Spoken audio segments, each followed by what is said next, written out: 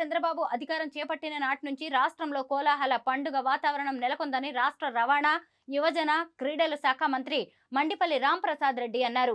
Chittoor RTC bus డిపోలో 17 నూతన RTC బస్సులను మంత్రి జెండా ఊపి ప్రారంభించారు. ఈ సందర్భంగా మంత్రి మాట్లాడుతూ గత 5 సంవత్సరాల్లో రాష్ట్ర రోడ్డు రవాణా సంస్థ నిర్వీర్యమైందని, చంద్రబాబు ముఖ్యమంత్రి అయిన తర్వాత సుమారు 1400 బస్సులు ఏపీ ఎస్ఆర్టీసీ పరిధిలోకి వచ్చాయన్నారు. సుమారు 400 బస్సులు రోడ్ల మీదకి వచ్చాయని తెలిపారు. ఏ ఉద్దేశంతో ఏపీ ఎస్ఆర్టీసీని స్థాపించారో గత 5 ఏళ్లు నిర్వీర్యమైన సంస్థను గాడిలో పెట్టేందుకు ముఖ్యమంత్రి చర్యలు చేపడుతున్నారని చెప్పారు. ఇచ్చిన హామీలన్నింటినీ సక్రమంగా ప్రజలకు అందే విధంగా ముఖ్యమంత్రి చర్యలు చేపడుతున్నారని వివరించారు. ఇక ఎన్నికల్లో ఇచ్చిన హామీల్లో ముఖ్యంగా మహిళలకు బస్సుల్లో ఉచిత ప్రయాణం ఇచ్చేందుకు రాష్ట్ర ప్రభుత్వం సిద్ధంగా ఉందని, అతి త్వరలోనే మహిళలకు ఒక శుభవార్త చెబుతామని అన్నారు. వచ్చే 5 ఏళ్లలో ఆంధ్ర రాష్ట్రంలో ఎక్కడ చూసినా ఎలక్ట్రిసిటీతో నడిచే బస్సులను తీసుకువస్తామని చెప్పారు.